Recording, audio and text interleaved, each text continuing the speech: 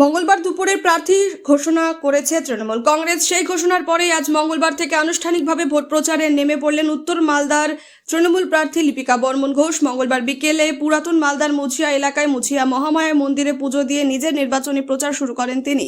মন্দিরে পুজো দেওয়ার পর এলাকাবাসীর সঙ্গে সাক্ষাৎ করেন এবং তাদের আশীর্বাদ কামনা করেন। অসংখ্য দলীয় কর্মী সমর্থকদের সঙ্গে নিয়ে মন্দির চত্বর থেকে প্রচার কর্মসূচি শুরু করেন তৃণমূল প্রার্থী লিপিকা বর্মন ঘোষ। এদিন তার সঙ্গে উপস্থিত ছিলেন দলের একাধিক স্থানীয় নেতা কর্মী ও সমর্থকরা।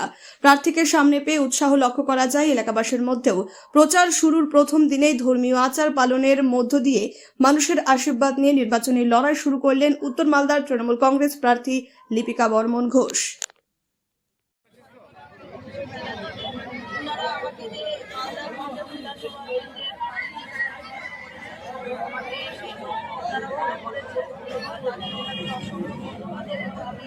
আশাবাদী যে আমি এবং তার পাশাপাশি বিগত দিনে দেখেছেন আপনারা যে এই দেশের বিধায়ক ছিলেন, তিনি কখনো মানুষের পাশে দাঁড়াননি বা মানুষের এশায়াত থেকে বলুন বা বিভিন্ন ধরনের প্রকল্প থেকে কিন্তু মানুষের পাশে দাঁড়াতে দেখা যায় বিগত দিনে।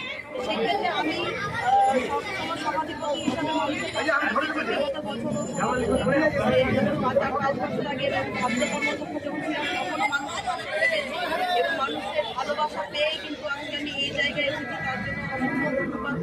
আগামীতেও যে আমি একটা ভালো জায়গায় যাবো এবং এই এলাকার লোক আমাকে প্রতিদ্বন্দ্বী হিসাবে সেরকম দেখছি না। আমি যদি হবে আমার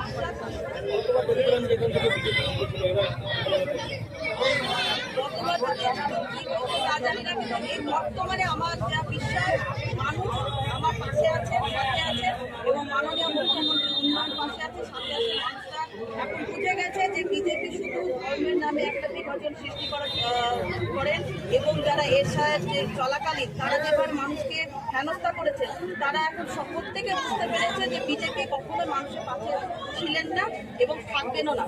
এবং আমাদের মাননীয় মুখ্যমন্ত্রী সবসময় পাশে আছে। আমরা তৃণমূল কর্মী, আমরা পাশে সবসময় মানুষের থাকি, সুখে দুঃখে আপদে বিপদে।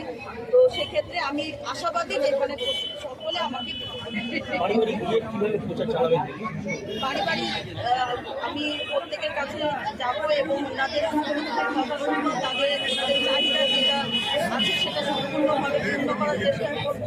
যেখানে আমি দেখবো সমস্যা, সেখানে বড় সমস্যা